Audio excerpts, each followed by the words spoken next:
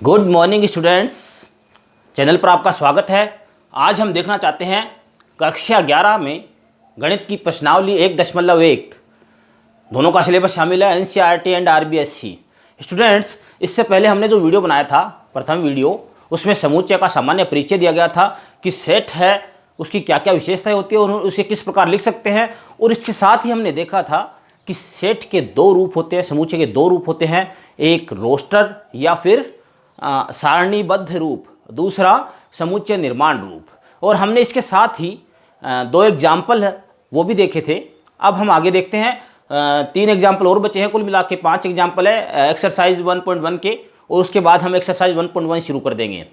तो स्टूडेंट चलिए शुरू करते हैं। मैंने एग्जाम्पल लिख दिया है। एग्जाम्पल नंबर 3 है, एक सेट दे रखा है ए, जिसके जो अवयव है वो है 1, 4, 9, 16 और 25। इसको समुच्चय निर्माण रूप में लिखना है। यानी ये जो आपको फॉर्म दिख रही है, ये फॉर्म है, ये रोस्टर फॉर्म है, ये सारणीबद्ध रूप है, टेबुलर फॉर्म है। इसे हमें समुच्चय निर्माण रूप में यानी सेट बिल्डर रूप में हमें लिखना है। तो स्टूडेंट, जैसे मैंने बताया था, सेट का नाम यदि दे रखा है तो हमें वही रखना है। यहाँ पे सेट का नाम लिख दिया है। अब देखिए अक्ष, जो कि अक्ष है, अब अक्ष की विशेषताएं लिखनी है हमें। अक्ष की विशेषता देखिए, यहाँ पे हम देखते हैं ये सभी संख्याएं स्क्वायर है, वर्ग है। ये 1 का वर्ग, ये 2 का, ये 3 का, ये 4 का, ये 5 का। यहाँ पे सभी की सभी संख्याएं हैं वो वर्ग है और 1 से शुरू हो रही है। 1 का स्क्वायर, 2 का स्क्वायर, 3 का स्क्वायर, 4 का स्क्वायर और 5 तक ही है, 5 का स्क्वायर। तो यहाँ पे हम लिख सकते हैं कि अक्ष है, अक्ष बराबर है 6 से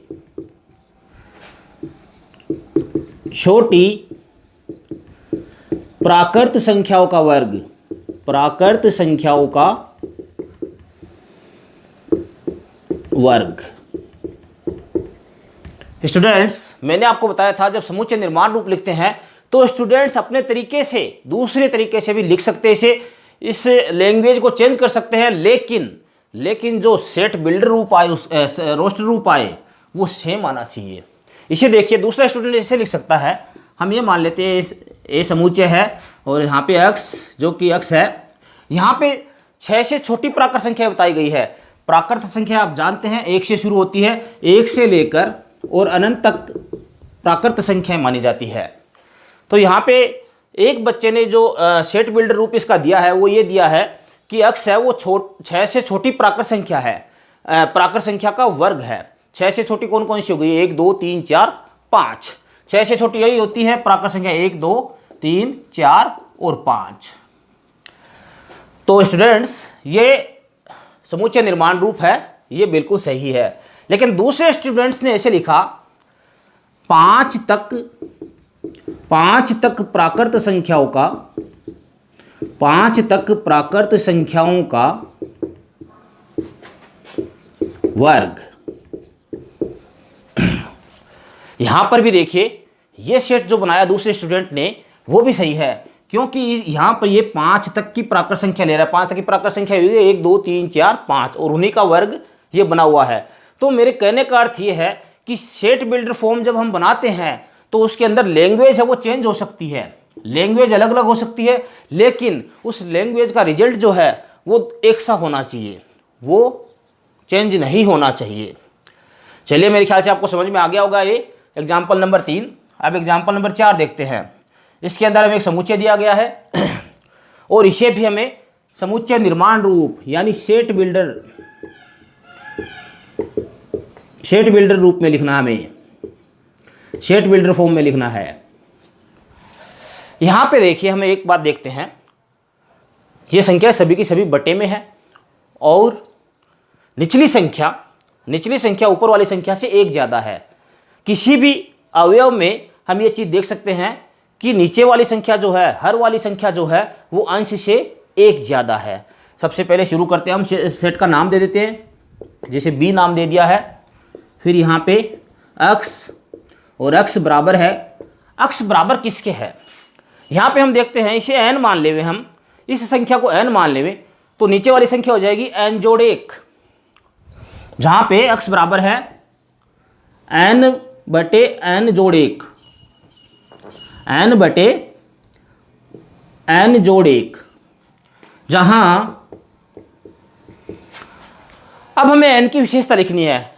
n चल रहा है 1 से लेकर 6 तक, n चल रहा है 1 से लेकर 6 तक, जहां n 1 से तो बड़ा है या बराबर है। ये चिन्ह अच्छी तरह से देखिए, इसका अर्थ हो गया, यहाँ पे मैंने ये लिख दिया n, इसका मतलब हो गया है n या तो 1 से बड़ा है या 1 के बराबर है, और छोटा है 6 के या 6 के बराबर है। आप मेरी बात अच्छी तरह समझ गए होंगे चिन्हों का प्रयोग। इस लाइन का अर्थ ये हो गया है, इस लाइन का अर्थ ये हो गया, इतनी लाइन का, कि n है वो 6 से छोटा या 6 के बराबर है, और 1 से बड़ा या 1 के बराबर है। फिर यहाँ पे जो n है वो अवयव है प्राकृत संख्याओं का। ये जो मैंने यहाँ पे लिखा है, इसका अर्थ हो गया है n अवयव है प्राकृत संख्याओं का। प्राकृत संख्याओं का अर्थ क्या हो गया है, जो हमारी प्राकृत संख्या 1 से शुरू होती है वहाँ से। तो स्टूडेंट्स, इस प्रकार इसका हम सेट बिल्ड रूप ये लिख सकते हैं। यहाँ पे देखिए, यहाँ पे मैंने 7 क्यों नहीं लिया यहाँ पे मैंने 7 क्यों नहीं लिया, क्योंकि यहाँ पे 7 हो जाता तो यहाँ 8 आना पड़ता, जो कि यदि और ही आगे बढ़ता तो अगला टर्म होता 7/8, अगला अवयव होता 7/8। लेकिन हमारे क्वेश्चन के अंदर, हमारे एग्जाम्पल के अंदर 6/7 ही लास्ट अवयव दिया गया है, तो इसका मतलब हमें n ये लेना पड़ेगा, और n कितना है, ये 6। तो n है वो 6 से बड़ा या 6 के बराबर है। आप स्क्रीनशॉट लेना चाहे स्टूडेंट्स ले सकते हैं। फिर स्टूडेंट्स एग्जाम्पल नंबर 5 देखते हैं।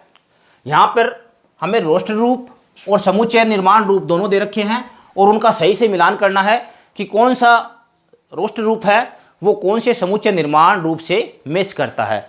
तो ये रोस्टर रूप दिया हुआ है, इसके अंदर तो हमें कोई चेंजमेंट कर ही नहीं सकते, हम इसको तो हम सोल्व कर ही नहीं सकते, ये तो सोल्व किया हुआ ही है।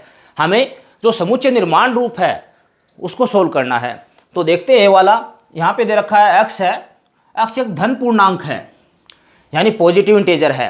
पहले स्टूडेंट्स पूर्णांक समझ लेते हैं। यदि नंबर लाइन पे हम देखें, ये संख्या 0 है, ये 1, ये 2, यहाँ माइनस का 1, यहाँ माइनस का 2। यदि नंबर लाइन पे हम देखें तो ये जो नंबर होते हैं, जो धनात्मक होते हैं वे कहलाते हैं प्राकृत संख्याएं। प्राकृत संख्याओं का मैंने आपको वो बताया था एग्जाम्पल, जो मैथमेटिकल सेट बताए थे उनके अंदर। यदि प्राकृत संख्या में 0 और शामिल कर दिया जाए, यदि 0 और शामिल कर दिया जाए तो ये सारी संख्याएं कहलाएगी पूर्ण संख्याएं, W से इसे हम डिनोट करते हैं। और इनमें यदि माइनस वाली नेगेटिव नंबर और शामिल कर लें तो वो सारी कहलाती है पूर्णांक Z। लेकिन जब धन पूर्णांक की बात कहेंगे तो प्लस वाले जो नंबर है वही आने हैं। तो यहाँ पे हम थोड़ा सा इसको सोल्व कर लेते हैं। धन पूर्णांक है और 18 का भाजक है, यानी 18 में भाग देने वाली संख्याएं, ऐसी धनात्मक संख्याएं जो 18 में पूरा पूरा भाग लगा देगी। तो देखते हैं स्टूडेंट्स, सबसे पहले इसमें 1 भाग लगा देती है, 18 में 2 का भाग पूरा पूरा जाता है, 3 का, 4 का नहीं जाता, 5 का नहीं जाता, 6 का, 7, 8, 9 का और 18 का। तो आप आसानी से देख सकते हैं, ये रहा इसका रोस्टर रूप। तो हम मिला देंगे 3 को A से। दूसरा देखते हैं, फिर से x एक पूर्णांक है और x स्क्वायर माइनस 9 बराबर 0 है। इसे सोल्व करते हैं। x स्क्वायर माइनस 9 बराबर 0, 9 का पक्षांतरण कर देते हैं, x स्क्वायर बराबर 9 और x बराबर वर्गमूल 9। वर्गमूल 9 का वर्गमूल होता है +-3, यानी इसका जो रोस्ट रूप बनेगा वो बनेगा 3 और -3 या -3 और 1। मैंने कहा था ऑर्डर है वो चेंज हो सकता है, आगे पीछे हो सकते हैं जो अवयव है वो, लेकिन होने चाहिए वो ही। तो यहाँ पे देखते हैं हम, ये रहा इसका जो 4 नंबर वाला है वो सीधा B से मैच करेगा। C का रोस्ट रूप हम निकालेंगे। x पूर्णांक है और x + 1 बराबर 1 है। x + 1 बराबर 1, इस 1 का पक्षांतरण कर देते हैं। x बराबर 1 - 1, x बराबर 0। x बराबर 0 है तो इसका जो रोस्ट रूप है वो ये बनेगा। ये रोस्ट रूप देखते हैं हम, ये रहा। तो सेकंड को हम C से मिला देते हैं। और ये स्टूडेंट्स प्रिंसिपल जो शब्द दे रखा है उसके अक्षर है इसके अंदर, अक्ष का मान, अवयव का मान। तो हम देखते हैं यहाँ पे P, R, I, N, C, I फिर से नहीं लिखेंगे, मैंने कहा था अवयव है वो रिपीट नहीं होने चाहिए। P भी आगे नहीं लिखेंगे, फिर A और फिर L। तो स्टूडेंट्स हम देखते हैं कि जो फर्स्ट वाला दे रखा रोस्ट रूप वो D से मैच करता है। आप स्क्रीनशॉट लेना चाहें स्टूडेंट्स ले सकते हैं। इसके बाद में हम प्रश्नावली 1.1 शुरू करते हैं। स्टूडेंट्स प्रश्नावली 1.1 का पहला प्रश्न देखिए, निम्नलिखित में से कौन से समुच्चय है। हमें ये पता लगाना है कि नीचे दिए गए हैं ये संग्रह है, इनमें से कौन कौन से सेट बन सकते हैं, समुच्चय बन सकते हैं। अपने उत्तर का औचित्य बताइए। पहला क्वेश्चन देखिए, जेस अक्षर से प्रारंभ होने वाले वर्ष के सभी महीनों का संग्रह है। जे अक्षर से शुरू होने वाले, तो हमें पता है हम किसी भी स्टूडेंट से पूछे तो वो सीधा सा एक ही उत्तर देगा, जनवरी, जून और जुलाई। और दूसरे से पूछे तो भी वह यही आंसर देगा, इसलिए सेट बन सकता है। ये सेट बन सकता है। एक तो जनवरी, एक जून, एक जुलाई। इसका मतलब हो गया ये सेट है, क्योंकि पर्सन टू पर्सन, एक व्यक्ति से दूसरे व्यक्ति में जो वस्तु का संग्रह है वो चेंज नहीं हुआ है, इसलिए यह सेट बन सकता है। दूसरा देखते हैं, ये सेट बन सकता है। दूसरा देखिए, इसमें दूसरा पार्ट, भारत के 10 सबसे अधिक प्रतिभाशाली लेखक। तो भाई एक की नज़र में कोई लेखक प्रतिभाशाली हो सकते हैं 10, दूसरे की नज़र में कोई हो सकते हैं। मेरी नज़र में 10 प्रतिभाशाली लेखक जो है वो ज़रूरी नहीं है आपकी नज़र में भी हो, तो ये सेट नहीं बनेगा। औचित्य, इसके अंदर औचित्य ये बताना हमें कि जो वस्तुओं का संग्रह है वो एक व्यक्ति से दूसरे व्यक्ति में बदल गया है। एक व्यक्ति से दूसरे व्यक्ति में वस्तुओं का संग्रह है वो बदल गया है, इसलिए यह समुच्चय नहीं बन सकता, सेट नहीं है। विश्व के सर्वश्रेष्ठ 11 बल्लेबाजों का संग्रह है। यहाँ पे भी हम यही बात देखते हैं, मेरी नज़र में कोई 11 सर्वश्रेष्ठ बल्लेबाज दूसरे हो सकते हैं, आपकी नज़र में दूसरे हो सकते हैं, किसी ए स्टूडेंट की नज़र में दूसरे हो सकते हैं। इसका मतलब ये हो गया है कि ये सेट समुच्चय नहीं है, क्योंकि इसमें भी ऊपर वाला ही कारण, वस्तुओं का संग्रह है वो एक व्यक्ति से दूसरे व्यक्ति में बदल जाता है, इसलिए समुच्चय नहीं है। आपकी कक्षा के सभी बालकों का संग्रह है, तो आपकी कक्षा में बालक फिक्स है, किसी से पूछे तो उत्तर एक सा मिलेगा, चाहे आपकी कक्षा के एक स्टूडेंट से पूछे जाए या दूसरे से पूछा जाए। तो स्टूडेंट्स ये समुच्चय है, क्योंकि इसके अंदर जो संग्रह बनेगा, जो अवयव आएंगे वो फिक्स है, और सभी किसी से पूछा जाए तो सभी एक से ही होंगे। 100 से कम प्राकृत संख्याओं का संग्रह है। 100 से कम प्राकृत संख्या एक से शुरू होती है, 1 2 3 डैश डैश डैश। 100 से कम बता रहे हैं तो हम 99 तक ले सकते हैं, 100 से कम 99 तक। इसके अंदर पर्सन टू पर्सन कोई चेंजमेंट नहीं होगा ऑब्जेक्ट्स में, तो यहाँ पे ये संग्रह है, 100 से कम संख्या सभी प्राकृत संख्याओं का संग्रह है, ये समुच्चय है। लेखक प्रेमचंद के द्वारा लिखित उपन्यासों का संग्रह है। लेखक प्रेमचंद ने जितने भी उपन्यास लिखे हैं उनका संग्रह है। तो ये स्टूडेंट फिक्स बात है कि प्रेमचंद ने जितने भी उपन्यास लिखे हैं वो चेंज तो हो नहीं सकते हैं, तो इनका संग्रह है वो समुच्चय है। सभी समपूर्णांकों का संग्रह है। समपूर्णांक कौन से होते हैं? जो 2 से विभाजित होते हैं, 2 4 6। स्टूडेंट्स ये समुच्चय है, क्योंकि इसके अंदर जो अवयव है वो पर्सन टू पर्सन चेंज नहीं हो रहे हैं। इस अध्याय में आने वाले प्रश्नों का संग्रह, आपके अध्याय प्रश्नावली एक के अंदर जो आने वाले प्रश्न हैं वो किसी स्टूडेंट से पूछे जाए फिक्स होंगे, ये समुच्चय है। विश्व के सबसे अधिक खतरनाक जानवरों का संग्रह है। तो मेरी नज़र में खतरनाक सांप हो सकता है, आपकी नज़र में शेर हो सकता है, किसी की नज़र में चीता टाइगर हो सकता है। स्टूडेंट्स यहाँ पे एक व्यक्ति से दूसरे व्यक्ति में वस्तुओं का संग्रह है, वो अवयव जो है सेट के वो चेंज हो रहे हैं, इसलिए समुच्चय नहीं है। स्टूडेंट आप स्क्रीनशॉट लेना चाहे ले सकते हैं। इसके बाद हम दूसरा क्वेश्चन देखते हैं।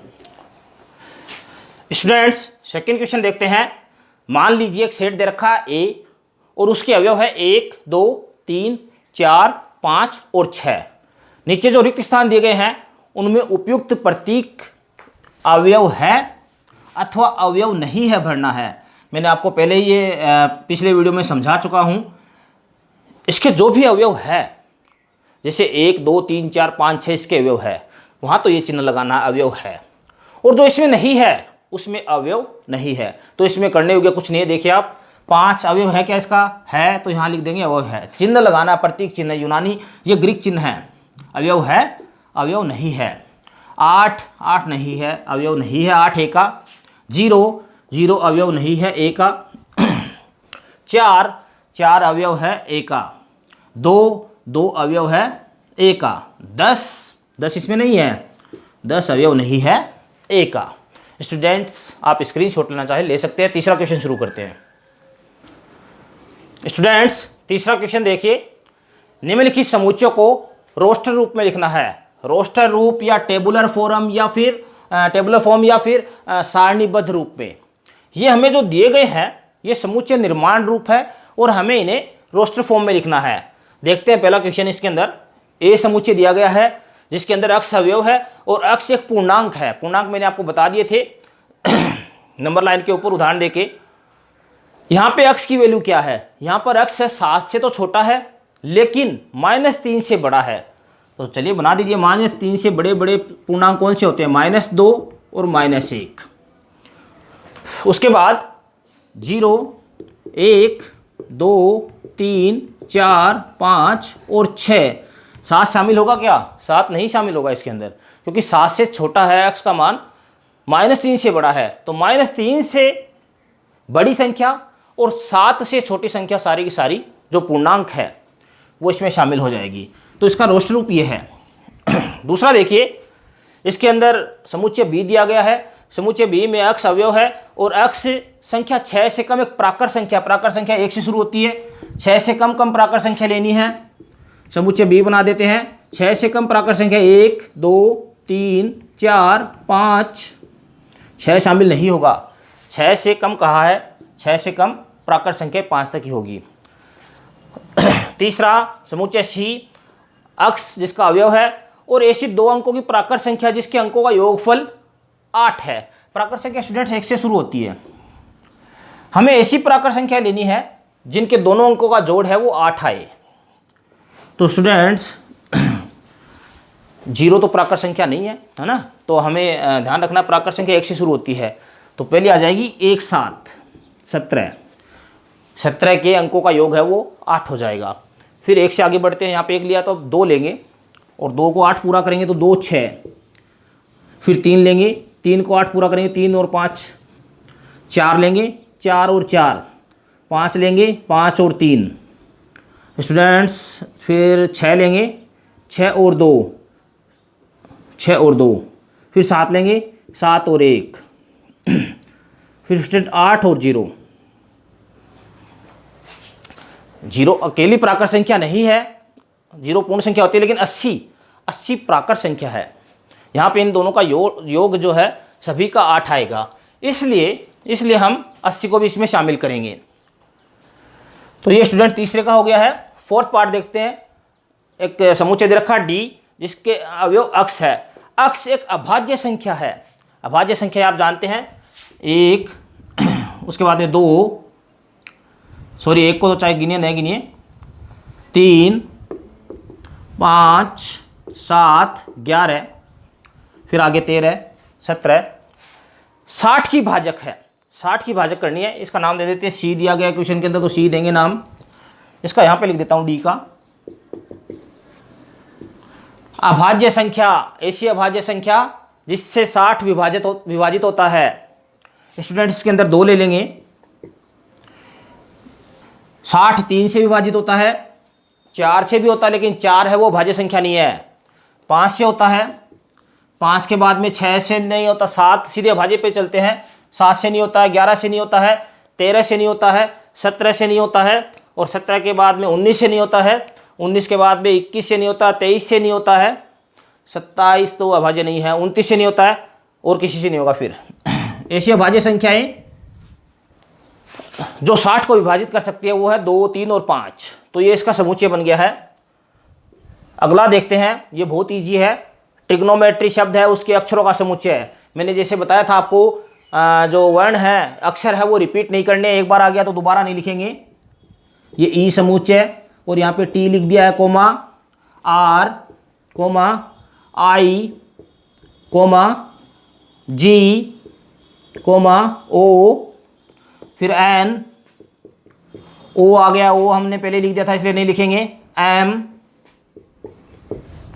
एम के बाद में ई दोबारा नहीं आया, पहली बार ही आया है, फिर टी दोबारा आ गया, यहाँ पे आ चुका है, आर आ चुका है, फिर वाई। ये बन गया स्टूडेंट्स इसका समुच्चय। इसका लास्ट देखते हैं, 6th पार्ट, बेटर शब्द के सभी अक्षरों का समुच्चय। एफ नाम दे देते समुच्चय को, बी, ई, फिर टी एक बार ही लेंगे, फिर ई आ गया, दोबारा नहीं लेंगे, R, B E T R. Students यहाँ पे ध्यान रखना है, मैंने जैसे बताया था स्मॉल लेटर का प्रयोग करते हैं, लेकिन क्वेश्चन के अंदर जब कैपिटल लेटर दिए हैं तो हम कैपिटल लेटर लिख सकते हैं अवयव के रूप में। आप स्क्रीनशॉट लेना चाहे ले सकते हैं। चौथा क्वेश्चन शुरू करते हैं उसके बाद। स्टूडेंट्स क्वेश्चन नंबर 4 देखते हैं। हमें रोस्टर फॉर्म दिए गए हैं, टेबुलर फॉर्म दी गई है, या फिर सारणीबद्ध रूप दिया गया है, और हमें समुच्चय निर्माण रूप में व्यक्त करना है। मैंने आपको ये बताया था कि जो सेट बिल्डर फॉर्म है उसमें लैंग्वेज है स्टूडेंट्स की चेंज हो सकती है, लेकिन आंसर यही आना चाहिए। तो चलिए इसको शुरू करते हैं। यदि इसे हम समुच्चय निर्माण रूप में लिखें तो सबसे पहले लिखना x, जहाँ x है। अब यहाँ पे देखिए, यहाँ पे x है वो 3 का पहाड़ा चल रहा है, 3 दूनी 6, 3 तिया 9, 3 चौके 12, 4 तक ही, 3 का पहाड़ा 4 तक ही है। यानी x यहाँ पे क्या है, संख्या 3 के प्रथम 4 गुणज है। आप समझ गए क्या मेरी बात? गुणज कहते हैं जो संख्या, किसी संख्या को पहले 1 से गुणा किया जाए, फिर 2 से, फिर 3 से, फिर 4 से, ये गुणज आते जाएंगे। तो यहाँ पे संख्या 3 के यदि हम प्रथम 4 गुणज निकालें तो ये 3, 6, 9 और 12 आएंगे। दूसरा देखिए स्टूडेंट्स, यहाँ पे x है। अब x देखिए, यहाँ पे ये 2 हो गया, ये 4, ये 8, यानी 2 की घातें बढ़ती जा रही है। ये 2 की घात 1 हो गई है, ये 2 हो गई है, ये 2 की घात 3, 2 की घात 4, 2 की घात 5, यानी ये हो गया है x इसके बराबर है यहाँ पे n के 2 की घात n, और n का मान देखते हैं। तथा n देखिए यहाँ पे 2 की घात हम 1 लगाएं तो इसका मान आएगा 2, यानी ये, तो यहाँ पे n की जगह हमने 1 रखा तो n का मान हो गया 1 से, और यहाँ पे 32 निकाले, 2 दूनी 4, दूनी 8, दूनी 16, दूनी 32, यानी 5 तक। तो यहाँ हम कह सकते हैं कि n है वो 1 से बड़ा या 1 के बराबर है, और छोटा या बराबर है किसके, 5 के। आप मेरी बात समझ गए क्या? यहाँ पे यदि 2 की घात 1 लगाए यहाँ पे तो रिजल्ट आएगा ये, यहाँ पे 1 से 5 तक लगाना हमें। 2 लगाएं तो 2 की घात 2 हो गई है 4, 3 लगाए तो 8, 4 लगाएं तो 16, और 5 लगाएं तो 32। या तो हम इसे इस प्रकार लिख सकते हैं, या हम ये भी लिख सकते हैं 1 के बराबर या बड़ा n, और छोटा है 6 से। 6 से छोटा भी लगा सकते हैं हम, कारण हमें घात 6 नहीं लेनी है। तथा या एवं n अवयव है प्राकृत संख्याओं का।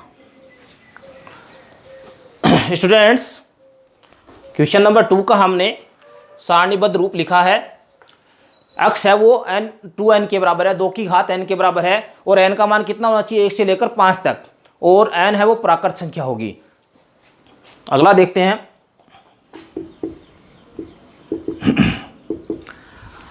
यहाँ पे भी हम देखते हैं 5 की घात है सारे क्वेश्चन, 5 की घात 1, 2, 3 और 4 तक है। सेम डिटो वैसा का वैसा होगा, 2 की घात n की जगह यहाँ पे आ जाएगा 5 की घात n। तथा अब n देखते हैं 4 तक क्या आया है, 5 की घात 4 है यहाँ पे, 5 पंजे 25, 25 पंजे 125, 125 पंजे 625। तो यहाँ पे 1 से बड़ा या बराबर है, और यहाँ पे 4 ही लेंगे हम, 4 बड़ा है या बराबर है, एवं n अवयव है प्राकृत संख्याओं का। दोनों क्वेश्चन एक जैसे ही हैं, केवल इसमें 5 की घातें हैं, इसमें 2 की घातें हैं। आप देख सकते हैं, नोट कर सकते हैं। इससे कोई स्टूडेंट यदि ये लिखना चाहें कि 1 से बड़ा है या बराबर है n, और 5 से छोटा है तो भी चलेगा, क्योंकि वो के वही मान आने हैं। तो लैंग्वेज में थोड़ा चेंज हो सकता है, लेकिन रिजल्ट वही आना चाहिए। यहाँ पे हम देख रहे हैं 2, 4, 6 और फिर 3 डैश लगे हुए अनंत तक आगे, यानी सभी सम संख्याएं हैं, प्राकृत सम संख्याएं हैं। x और x सम प्राकृत संख्याएं, सम प्राकृत संख्याएं हैं।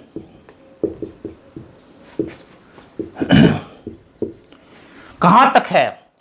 अनंत तक है, इसलिए हमें केवल ये लिखना पड़ेगा कि x यहाँ पर सम प्राकृत संख्या है। अगला देखिए 5वां, x जहाँ पर x है, देखिए 1 की स्क्वायर, 2 की स्क्वायर, 3 की स्क्वायर, फिर आगे जाके 10 की स्क्वायर। यानी यहाँ पर जो x है, यहाँ पे जो x है वो n की स्क्वायर के बराबर है, संख्या की स्क्वायर के बराबर है। x बराबर है किसके? n की स्क्वायर। थोड़ा सा मैं डिफर कर देता हूँ, x और n मेरा लगभग एक जैसा सा ही दिखता है, तो थोड़ा ध्यान रखिएगा। x है वो n की स्क्वायर के बराबर है, और तथा अब यहाँ पे हमें n का मान देना है। n का मान है हमारे पास 1 से लेकर, ये किसकी स्क्वायर है? 10 की, 1 से लेकर 10 तक, यानी 1 से बड़ा या बराबर और 10 से छोटा या बराबर, तथा या एवं n अवयव है प्राकृत संख्याओं का। स्टूडेंट्स, हम इस प्रकार लिख सकते हैं, और इसे चाहे हम दूसरी तरीके से चाहे हम तो ऐसे भी लिख सकते हैं, x और x बराबर है n स्क्वायर, तथा n प्रथम 10 प्राकृत संख्याएं हैं, प्रथम 10 प्राकृत संख्याएं हैं। प्रथम 10 प्राकृत संख्या 1 से लेकर 10 तक हो गई है। यदि उनको स्क्वायर करें तो ये के रिजल्ट आएंगे। तो स्टूडेंट्स, लैंग्वेज चेंज हो जाती है, लेकिन मान है वो का वही आना चाहिए। आप स्क्रीनशॉट लेना चाहे ले सकते हैं। 5वां क्वेश्चन शुरू करते हैं उसके बाद। स्टूडेंट्स, क्वेश्चन नंबर 5 देखते हैं। निम्नलिखित सभी समुच्चयों के अवयव या सदस्यों को सूचीबद्ध कीजिए, यानी सूचीबद्ध रूप मान लीजिए या रोस्टर रूप मान लीजिए। हमें इन्हें रोस्टर रूप में लिखना है। तो पहला क्वेश्चन देखते हैं। ए सेट दिया गया है, जहां पर x एक विषम प्राकृत संख्या है। प्राकृत संख्या 1 से शुरू होती है और हमें विषम छांटनी है। तो यहाँ पे इसका आंसर यहाँ लिख देता हूँ, ए विषम प्राकृत संख्या 1 से शुरू होती है, 1, 3, 5 अनंत तक। आगे बताया नहीं गया हमें कहाँ तक है। प्राकृत संख्याएं, विषम प्राकृत संख्याएं अनंत तक होती है। दूसरा देखते हैं, बी सेट दिया गया है और बी सेट में x अवयव जो है वो एक पूर्णांक है। पूर्णांक मैंने बताया था आपको, प्लस के नंबर माइनस के नंबर शामिल होते हैं, और इस प्रकार है x कि -1/2 से बड़ा है, माइनस आधे से बड़ा है, और प्लस के 9/2 यानी 4.5 से छोटा है। स्टूडेंट्स, पूर्णांक में दशमलव संख्या शामिल नहीं होती है। नंबर लाइन के ऊपर जो नंबर होते हैं वो पूर्णांक माने जाते हैं। तो यहाँ पे देखते हैं माइनस के 1/2 से बड़ा है वो 0 होगा। माइनस के 1/2 से बड़ा है वो 0 होगा। 0 के बाद में यहाँ पे 4 तक 4.5 है, पॉइंट वाली संख्या आएगी नहीं पूर्णांक में। 1, 2, 3, 4।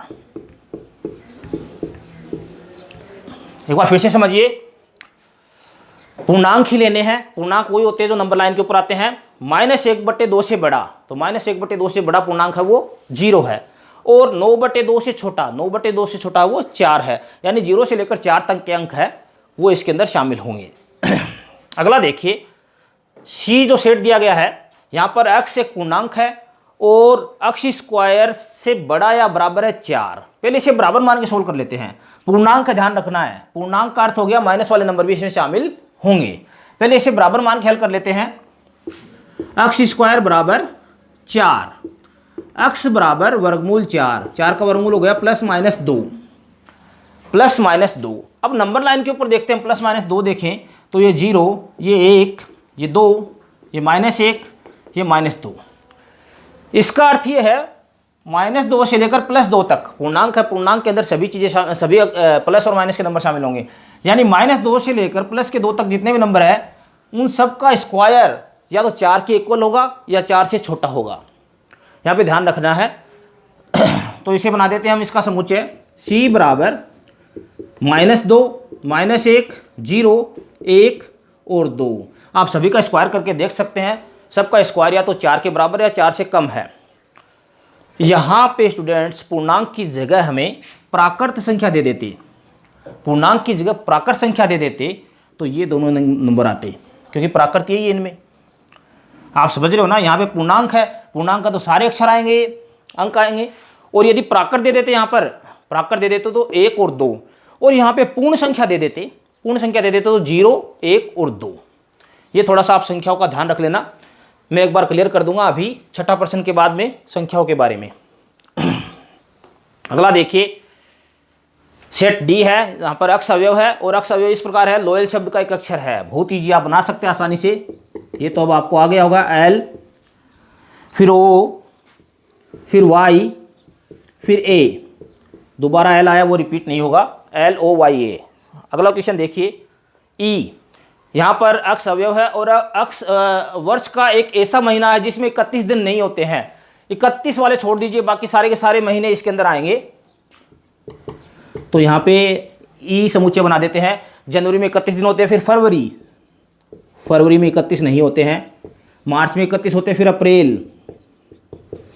ये देख लीजिए आप, जनवरी में 31 है, जो ऊपर आ गया वो 31 दिन है, खड्डे में आ गया वो 31 से कम है। फरवरी आ गया है, मार्च, फिर अप्रैल, अप्रैल के बाद में मई में 31 होते हैं, जून, फिर जुलाई ऊपर आ गया है, अगस्त भी ऊपर आ गया है, फिर सितंबर,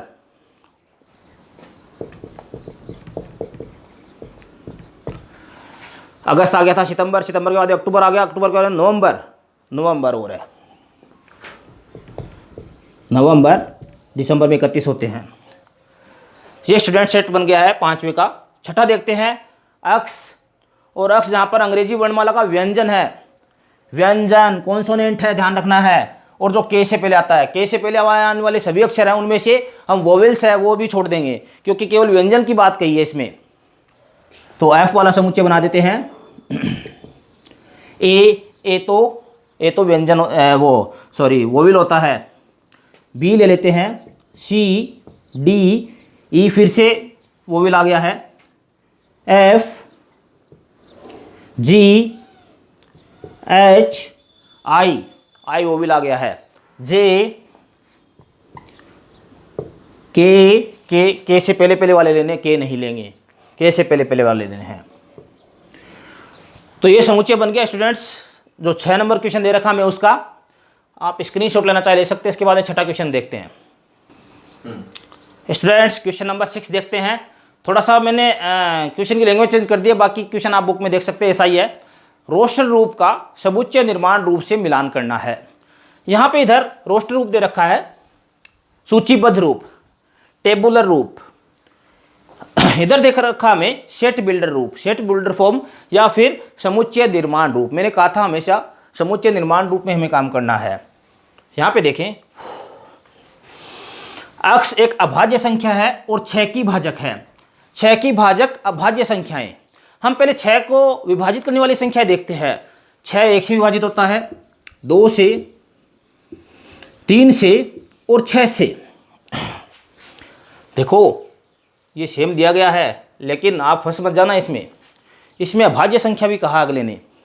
अभाज्य संख्या छांटिए, अभाज्य संख्या 2 और 3। तो ये जो समुच्चय बनेगा, ये इसका रोस्टर रूप ये होगा। दूसरा देखते हैं, 10 से कम विषम प्राकृत संख्या। 10 से कम संख्या होती है वो 1 से लेकर 9 तक, और उसमें से विषम प्राकृत संख्या छांटनी है, विषम होनी चाहिए। तो 10 से कम विषम है 1, 3, 5, 7 और 9। ये जो समुच्चय बन रहा है 1, 3, 5, 7, 9, ये समुच्चय बी। तीसरा देखते हैं, अक्ष एक प्राकृत संख्या 6 की भाजक है। प्राकृत संख्या होनी चाहिए 6 की भाजक होनी चाहिए। प्राकृत संख्या 6 की भाजक कौन कौन सी होगी? 1 होगी, 2 होगी, 3 होगी और 6, यानी ये इसे हम सही कह सकते हैं। और ये तो आपको आता ही है, मैथमेटिक्स अक्षर है, उसके शब्द है, उसके अक्षर लेने हैं, तो इसके अंदर तो साफ ही पता लग रहा है ये है, इसे इसमें मिलान कर सकते हैं। स्टूडेंट्स, आपकी प्रश्नावली 1.1 कंप्लीट होती है। कमेंट के अंदर यदि इस कंटेंट से संबंधित कोई क्वेश्चन आपके दिमाग में हो जो समझ में नहीं आया हो तो कमेंट में ज़रूर लिखें, उसे सोल्व करने का पूरा प्रयास करूँगा। पूरा वीडियो देखने के लिए थैंक यू।